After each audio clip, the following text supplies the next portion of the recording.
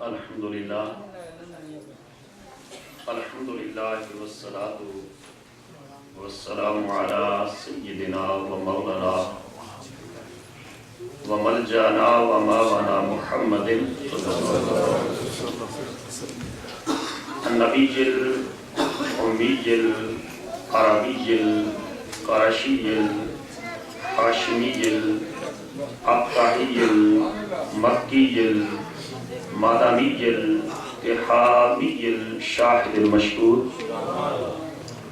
الولی المقرب اما بعد فاعوذ باللہ من الشیطان الرجیم بسم اللہ الرحمن الرحیم قال اللہ تبارک و تعالی فی القرآن المجید والفرقان الحمید هو الذی ارسل رسولہ بالہدی ودین الحق لِيُظْهِرَهُ عَلَى الدِّينِ كُلِّهِ وَلَوْ كَرِهَ الْمُشْرِكُونَ صدق اللہ مولانا العظیم۔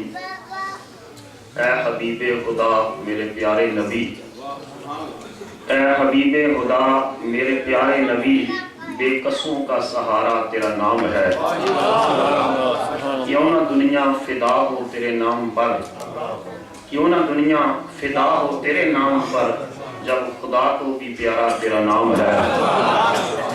یہ زمین آسماں یہ مکان لا مکان، یہ زمین آسماں یہ مکان لا مکان، تیرے دم سے ہے روشن یہ سارا جہاں۔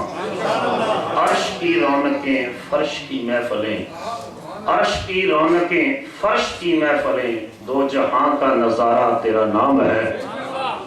اور روز محشر کوئی بھی نہ حامی ملا، روز محشر کوئی بھی نہ حامی ملا، ایک سہارا تیرا نام نامی ملا۔ اس گھڑی جو مصیبت میں کام آئے گا، بے قصوں کا سہارا تیرا نام ہے۔ آبرو سے جیے اور آبرو سے مرے، فکر عقبہ ظہوری بلا کیوں کرے۔ آبرو سے جیے اور آبرو سے مرے، فکر عقبہ ظہوری بلا کیوں کرے۔ کوئی غم کیسے نزدیک آئے بلا، جب ہمارا وظیفہ تیرا نام ہے۔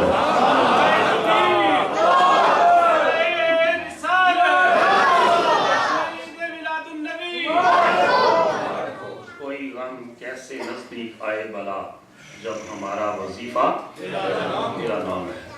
اللہ جل مجدہ کی حمد و ثنا اور حضور رحمت عالمیان صلی اللہ تعالیٰ علیہ وآلہ وسلم کی بارگاہ کریمانہ میں عقیدتوں، محبتوں، چاہتوں کا خراج پیش کرنے کے بعد محترم صدر محفل فخر السادات حضرت صاحبزادہ پیر سید علی رضا شاہ صاحب، محترم المقام فخر السادات حضرت صاحبزادہ ڈاکٹر سید شہزاد مصطفیٰ حسینی صاحب، محترم فخر السادات صاحبزادہ سید صفدر حسین شاہ صاحب، برادر مکرم حضرت علامہ مولانا قاری غلام رسول صاحب،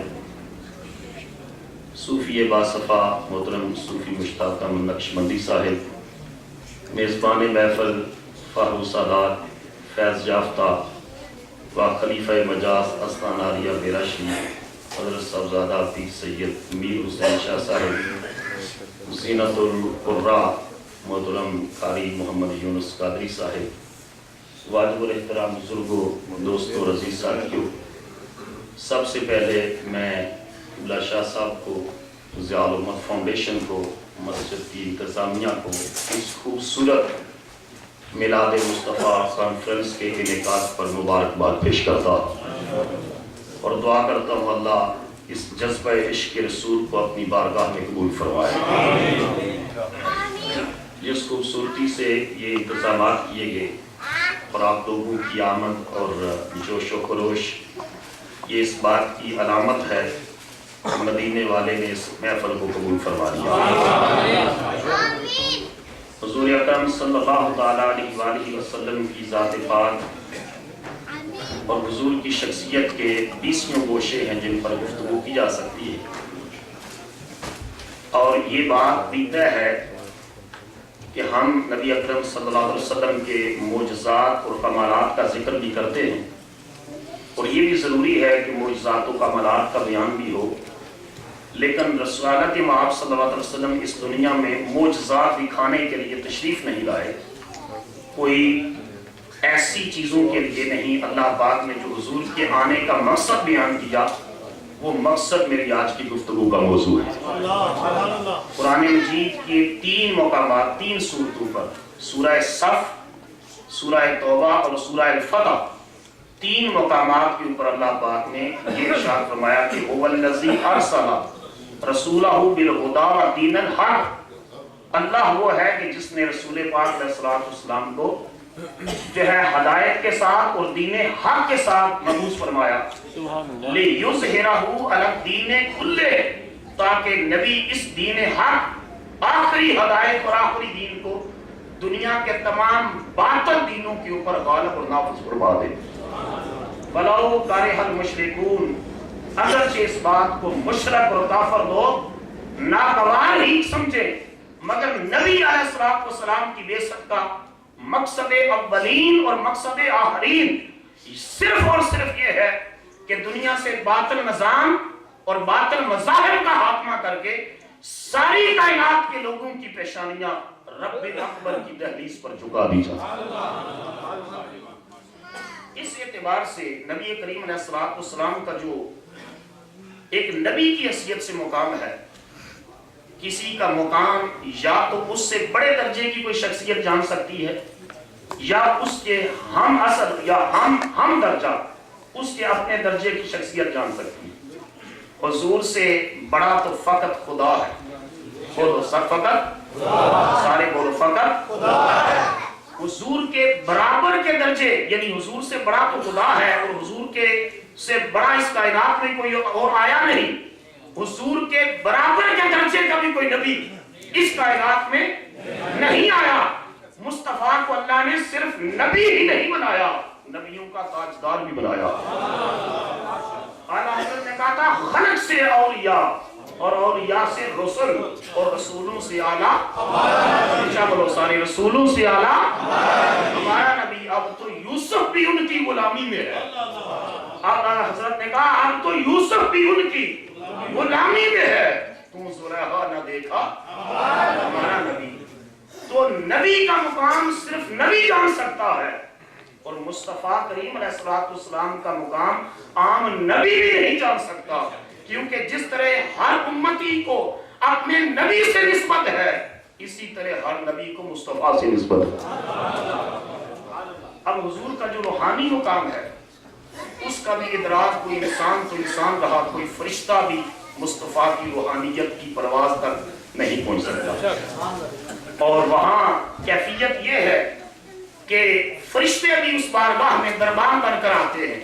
جب میرے اور آپ کے آقا کریم علیہ السلام مکہ مکرمہ سے ہجرت فرما کر مدینہ طیبہ جلوہ فروز ہوئے، تو بنو نجار کی بچیاں دف بجا کر مصطفیٰ کا استقبال کر رہی ہیں، اور جو ہی پہاڑیوں کی اوٹ سے اللہ کے محبوب کی سواری نظر آئی، وہ دف بجا کر یہ اشار پڑھ رہی تھی کہ طلع البدر علینا من ثنیۃ الوداع واجبت شکر علینا ماذا للہ داعی۔ ان کالی پہاڑیوں کو کالے بادلوں سے تشبیہ دی، اور روح مصطفیٰ کو بدر منیر اور چودھویں کے چاند سے تشبیہ دی۔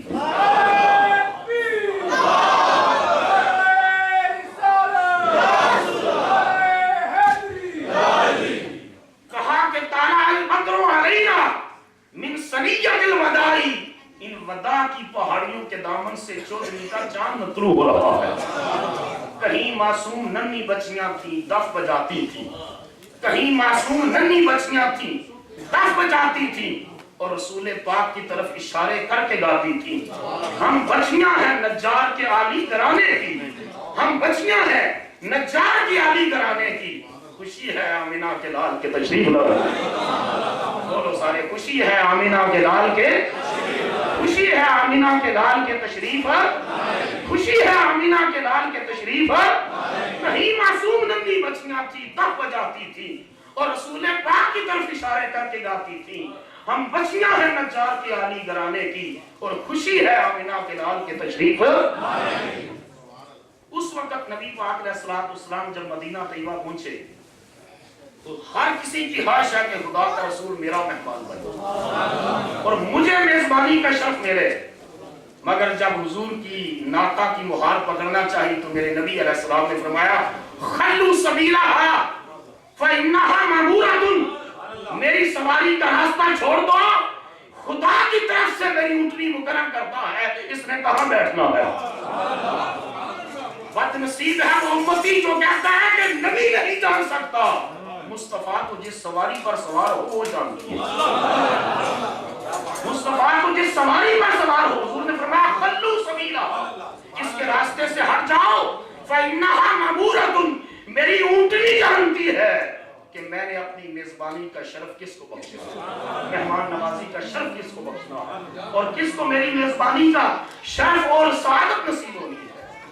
اس روز اونٹنی تھوڑی سی آگے چلتی ہے، پھر رکتی ہے، پھر جاتی ہے، اور پھر کس کے بخت جاگتے ہیں؟ ابو ایوب انصاری کے بخت جاگتے ہیں، اور وہاں جا کر اونٹنی بیٹھ جاتی ہے۔ مصطفیٰ نے فرمایا میرا سامان اتار دو، یہی میرا میزبان ہے۔ اور اس وقت کیا کہا کسی نے کہ ایوب انصاری کے جسم کا بال بال خوشی سے پکار اٹھا، امروز شاہ شاہ مہمان شد است تمہارا، امروز شاہ شاہ مہمان شد است تمہارا، جبرائیل با ملائک دربان شد است تمہارا۔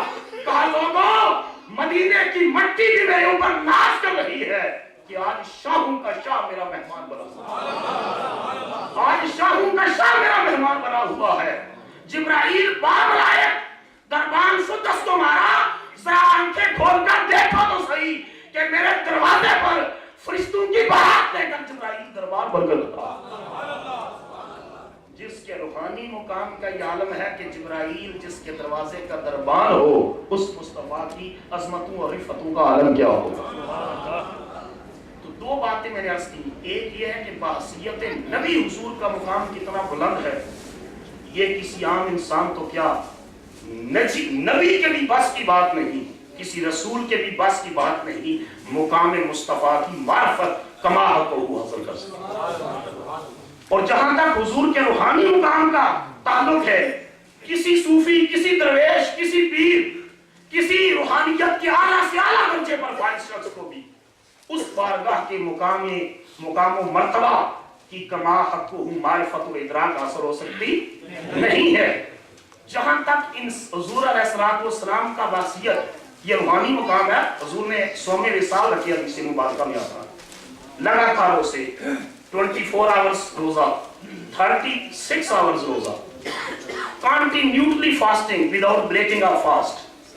تو صحابہ کرام نے بھی حضور علیہ السلام کی اتباع میں روزے رکھنے شروع کر دیے، وہ کمزور ہونے لگے تو نبی پاک علیہ السلام نے ایک دن پوچھا کہ تمہیں کیا ہوا ہے، تم ذرا کمزور نظر آ رہی ہو، تمہاری رنگت بدلی نظر آ رہی ہے۔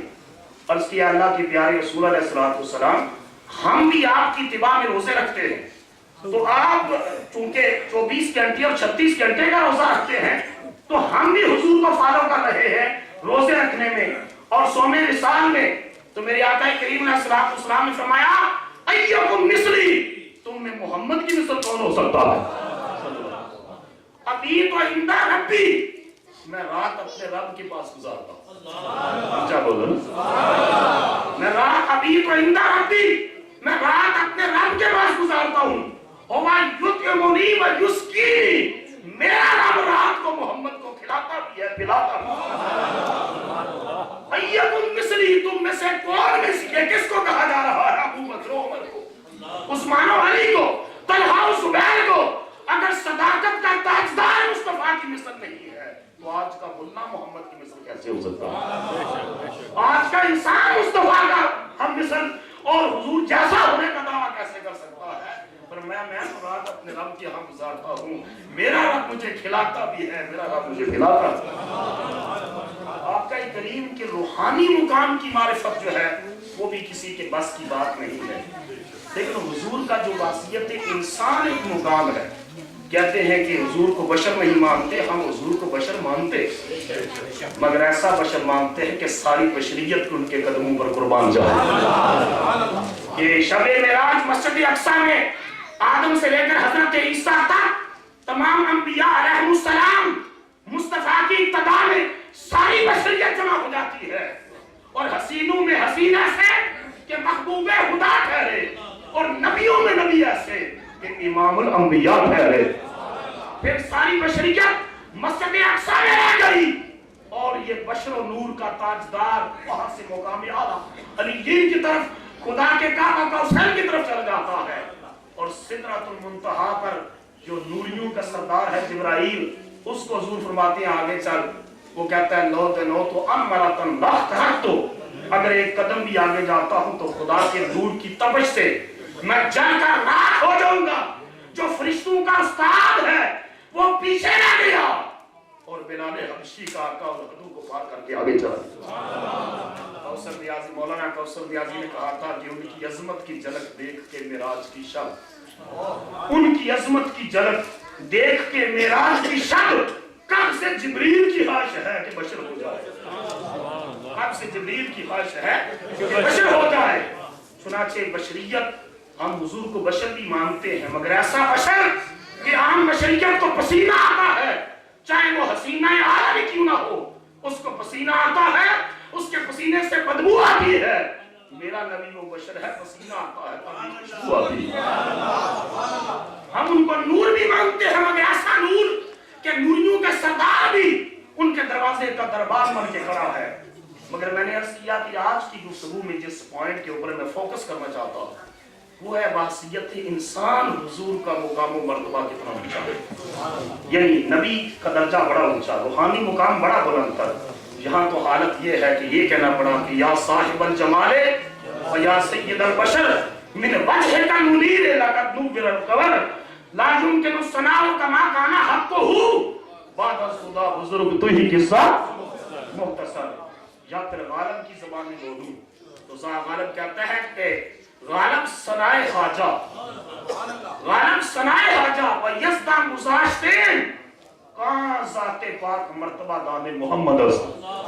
और कभी के लोग तो गालिब को मैखार समझते हैं, उन्हें पता नहीं ये इश्क नबूवत का मैखार है। गालिब ने कहा था कि 1000 बार वो शोयम दहन से मुश्को बुला उनूस नामे तो गुफ्तन कमाल भी अकबीस कि मैंने 1000 बार मुश्कर गुलाब से अपना मुंह धोया है। ऐ मेरे प्यारे नबी मोहम्मद अभी भी तेरा नाम लेते हुए शर्म आती है। हुनूस कमाले हुनूस नामे तो गुफ्तन कमाले बेअदबीस, अभी भी तेरा नाम लेते हुए शर्माता हूँ कि कहीं बेअदबी का मुर्तकिब ना हो जाऊं, तेरा नाम इससे भी ज्यादा पकीज़ा तर। तो नबी अकरम अलैहिस्सलाम का जो एक मुकाम है उसका जो है सहाबा किराम ने भी एतराफ किया, हम भी कर रहे हैं। 1400 साल गुजर गए हैं, आज भी हमारे नाथ वो लोग यही लिखते आए हैं कि इंज लगता है जिस तरह जमाने में चल बोलो, इंज लगा है जिस जमाने में चल इंज, आज भी वही मुकाम है। लेकिन पिछली सदी ये जो गुजरी है इसमें बिलखसूस मगरब की दुनिया ने हुजूर के मुकाम की मार्फत हासिल की है बिलखसूस। और मगरबी यूनिवर्सिटियों में रिसर्च करने वाले, लाइब्रेरियों में बैठकर अपने दिमाग को किताबों के अंदर जो है मसरूफ रखकर इल्म और तहकीक के मोती तलाश करने वाले इस हकीकत का सुराग पाने पर मजबूर हो गए हैं कि सारी नस्ल इंसानियत में अगर कोई अजीम तर कायद आया है तो वो मुसलमानों का नबी मोहम्मद रसूलुल्लाह। नारे तकबीर, नारे रिसालत, या रसूलल्लाह, नारे तहकीक, नारे हैदरी। मशहूर मगरबी मुस्तशरक D.S. मार्गरेट ने 1905 में 1905 में एक किताब लिखी मुहम्मद सल्लल्लाहु अलैहि वसल्लम and rise of Islam, Muhammad सल्लल्लाहु अलैहि वसल्लम एंड ज़हूर इस्लाम, और ज़हूर इस्लाम उसका तर्जुमा भी है। उसके इब्तिदा में लिखता है मार्गरेट, मशहूर मगरबी मुफक्कर मुस्तशरक है, मुहक्किक है, लिखता है द बायोग्राफर्स ऑफ प्रॉफेट मुहम्मद सल्लल्लाहु अलैहि वसल्लम from a long series it is impossible to and but in which get a place would be honorable। कहने लगा कि मोहम्मद सल्लल्लाहु अलैहि वसल्लम के सीरत निगारूं, सवाने निगारूं, उनके मदाहूं, उनके सराहानों की एक लंबी फहरिस्त है। It is impossible to end, ये ना खत्म हुई ना होगी, but in which get a place would be honorable. جو بھی اس فہرست میں آ جاتا ہے وہ عزت والا بن جاتا ہے، وہ بھی عزت والا بن جاتا ہے. غیر مسلم بھی عزت پا رہا ہے تو قدمین مصطفیٰ کے صدقے پا رہا. صرف یہی نہیں بلکہ ایم این رائے ہندوستان کا دانشور گزرا ہے. جب دنیا کے اندر جو ہے وہ سوشلزم کا ریولوشن آیا، اشتراکی انقلاب آیا 1917 میں 1917 میں، تو یہ شخص انڈیا سے اس انٹرنیشنل سوشلزم کلب کا ممبر تھا. پھر 1920 میں یہ پاکستان کے شہر لاہور میں آیا اور وہاں آ کر اس نے ایم این رائے نے ایک لیکچر دیا اور اس کے لیکچر کا عنوان تھا دا ہسٹوریکل رول آف اسلام. اسلام کا تاریخی کردار انسانی تاریخ اور تمدن میں کیا ہے. آگے وہ لکھتا ہے کہ دنیا میں بڑے بڑے، وہ اس لیکچر میں اور وہ پرنٹ ہوا اور انڈیا میں اویلیبل ہے، لکھتا ہے کہ دنیا میں بڑے بڑے انقلاب آئے، دنیا میں بڑے بڑے فاتحین آئے، بڑے بڑے جرنیل آئے. اس نے کہا مثال دی کہ مقدونیہ کوسوو جو ملک ہے وہاں کا ایک شہر مقدونیہ، وہاں سے ایک شخص اٹھا اور فتوحات پر فتوحات کرتے ہوئے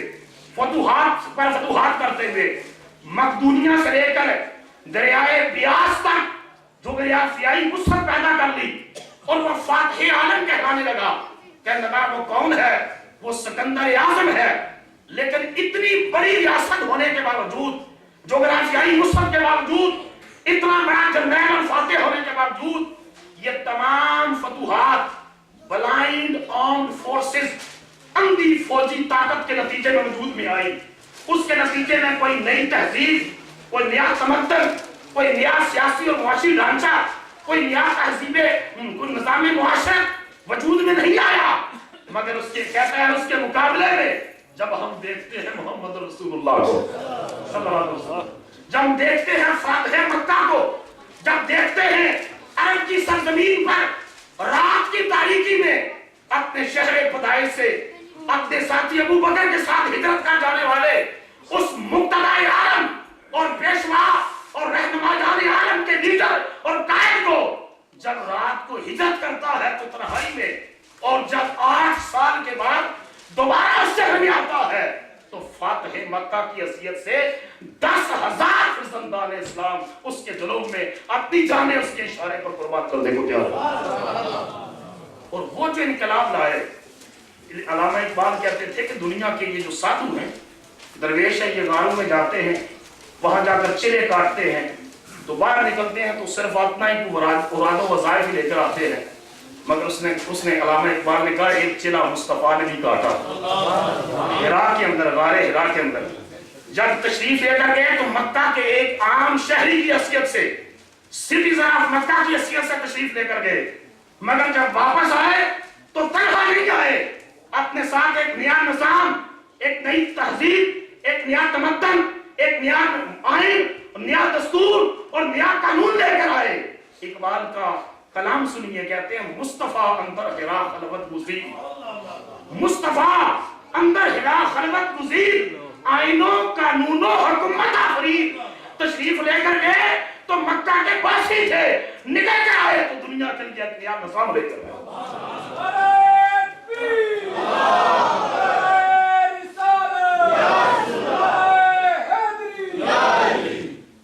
یہ اس نے اعتراف کیا ایم این رائے نے کہ دنیا کے فاتحین کی مثالیں ہمارے سامنے ہیں، مگر مصطفیٰ جو آئے آج 1450 سال بیت گئے ہیں، آج بھی ایسے ہی لگتا ہے کہ زمانے میں وہ آج آئے.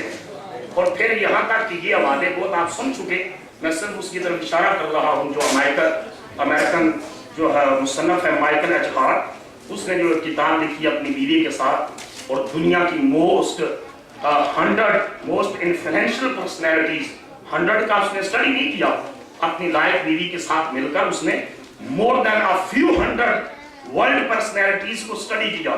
لیکن اس کے بعد وہ کہتا ہے میں نے ان کی گریڈنگ کی کہ ان میں موسٹ انفلوئنشل پرسنالٹی کون سی ہے جس کا ایفیکٹس ہیومن لائف کے اوپر، ہیومن کلچر کے اوپر، ہیومن سیولائزیشن اور ہیومن سائیکی کے اوپر اس کے ایفیکٹس ہیں. اس کے بعد گریڈنگ کرتے ہوئے یہ بات میں عرض کر رہا ہوں، جو پوائنٹ اس نے لکھا، ورنہ یہ بات آپ سن چکے ہیں کہ اس نے پہلا نام آپ نے پیغمبر حضرت عیسیٰ علیہ السلام کا نہیں لکھا، پہلا نام میرے اور آپ کے آقا محمد کا لکھا۔